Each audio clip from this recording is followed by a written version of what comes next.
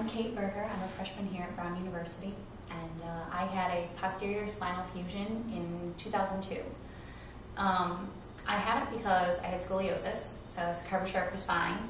I had a curve in the top of my spine of 60 degrees and a beginning curve in the lower part of my spine, as my spine was trying to compensate for the really large curve at the top. So 60 degrees basically means a right angle would be 90, and 60 is about that much of a curve. So that's how much my spine was curved, and it's supposed to be straight up and down. After the surgery, it got down to about 12 degrees at the top, so that was really good. But I think I'll start kind of with the process I went through before I had the surgery, when I was diagnosed, and how I went through treatment options before finally picking a spinal fusion as the last resort option, really. It's a very traumatic surgery, so every other option should be tried first before you go for it. I was diagnosed when I was about almost 11, perhaps, I think. So that was 2000. And first of all, my curve was something like 30 or 40 degrees, and I wore a brace. However, the curve was between my shoulder blades, and how a brace works is it presses on the ribs that are attached to the section of your spine that are curved, so that it stops it from curving farther and hopefully even regressing the curve.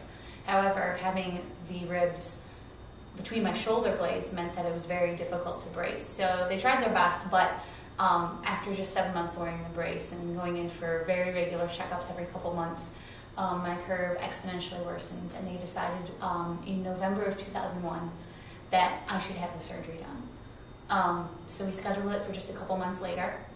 I would have preferred the summer because it takes about a year to really fully recover from the surgery, back doing your normal activities, and during the summer it would have been okay to be bedridden for a little while, but instead I ended up having to miss a lot of school, but it worked out.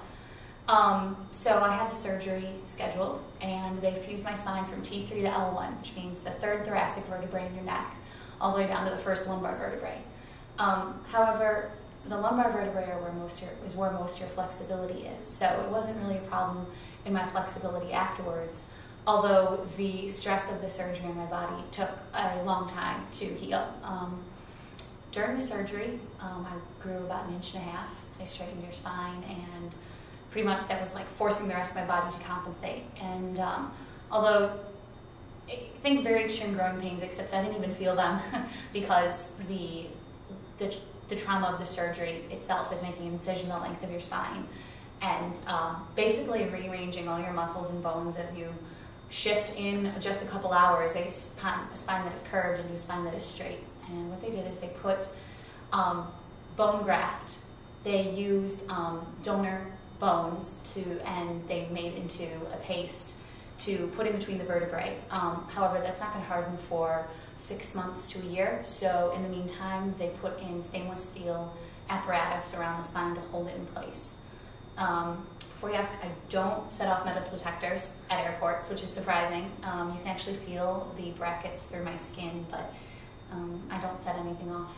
And then the stitches they put in dissolved, so I didn't have to go through that. And then I was in the hospital for 8 days. I was on morphine drip for 5 days, and pretty much after that the pain could be managed with codeine and everything, but really for the first 5 days it was extremely painful, but you know it's going to end soon, so really you just kind of lay on your back for 5 days, and they kind of shift you around to make sure you don't develop any complications like blood clots, but really you're kind of immobilized for that time. Really, you can't do anything.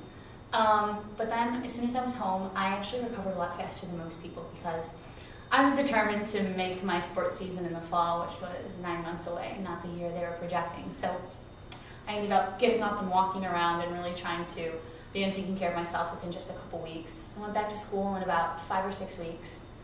And really within 9 months I did return to sports and basically to all my normal activities, although it really took 2 years before I was riding. I like to horseback ride before I was riding again, because horseback riding is one of the worst things you can do with a spinal fusion, but it turned out just fine. I haven't had any problems since then. Major problems, no major complications. I started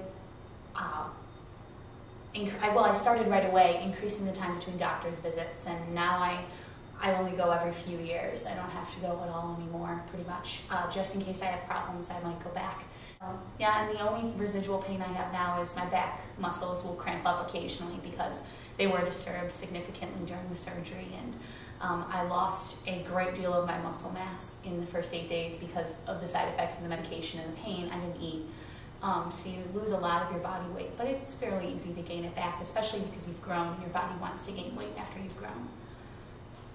So, no really long-term side effects, maybe some cramping for me, but other than that, all the short-term effects fade away.